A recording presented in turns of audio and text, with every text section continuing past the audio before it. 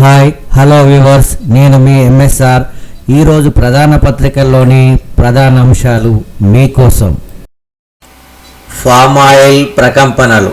శంకుస్థాపన మాది, శిలాఫలకం మీద. ఫామ్ ఆయిల్ ఫ్యాక్టరీ నిర్మాణానికి భూమిని సేకరించింది మేము, నిర్మాణానికి శ్రీకారం చుట్టింది మా హయాంలోనే. కాళేశ్వరంతో నీటి వసతి, గాలిలో తేమ పెరిగి ఫామ్ ఆయిల్కు అనుకూలమైంది. ఇప్పుడు కాంగ్రెస్ ప్రభుత్వం వచ్చి ప్రారంభోత్సవం అంటున్నది. సిద్దిపేటకు నిధులివ్వకుండా ఖాళీ చేతులతో సీఎం వస్తే ప్రజలకు బహిరంగ క్షమాపణ చెప్పాలి. ముఖ్యమంత్రి రేవంత్ రెడ్డికి హరీష్ రావు బహిరంగ లేఖ. మీరు మొదలు పెడితే మేము పూర్తి చేయొద్దా?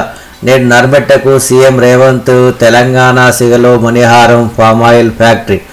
అధికారంలో ఎవరున్నా ప్రజల బాగోగులు చూడాలి.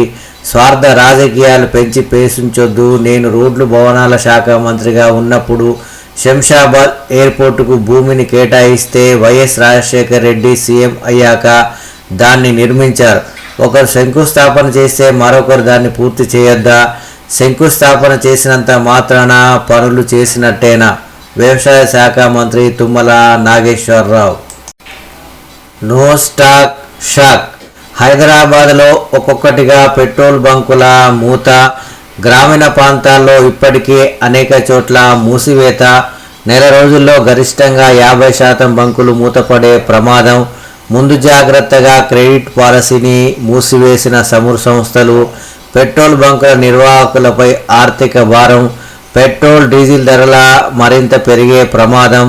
సామాన్యుల ప్రయాణం, నిత్యావసర సరుకుల రవాణాపై తీవ్ర ప్రభావం. ఇంధన రంగంలో సంక్షోభంపై సర్వత్రా ఆందోళన. స్వేచ్ఛ నౌకాయానం కాపాడదాం.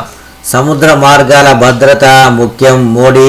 ఇరాన్ అధ్యక్షుడు పెజిష్కియాన్తో ప్రధాని మోడీ ఫోన్లో మాటామంతి. ఈద్ నవరోజ్ శుభాకాంక్షలు తెలిపిన పీఎం. పశ్చిమాసియాలో శాంతి, స్థిరత్వం, శ్రేయస్సు తీసుకురావాలని ఆకాంక్ష. దాడులు ప్రాంతీయ స్థిరత్వానికి ముప్పు కలిగిస్తాయని ఆందోళన.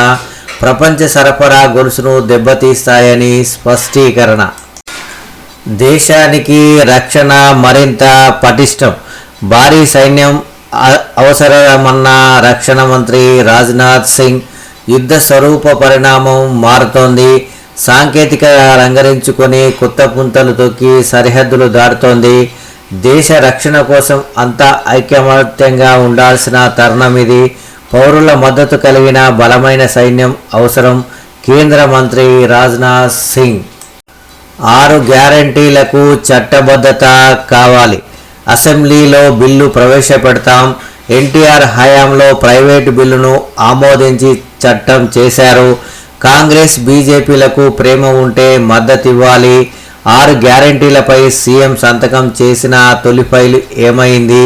అసెంబ్లీలో వచ్చే శుక్రవారం ప్రైవేటు బిల్లు. న్యాయ నిపుణులతో కేటీఆర్ చర్చలు.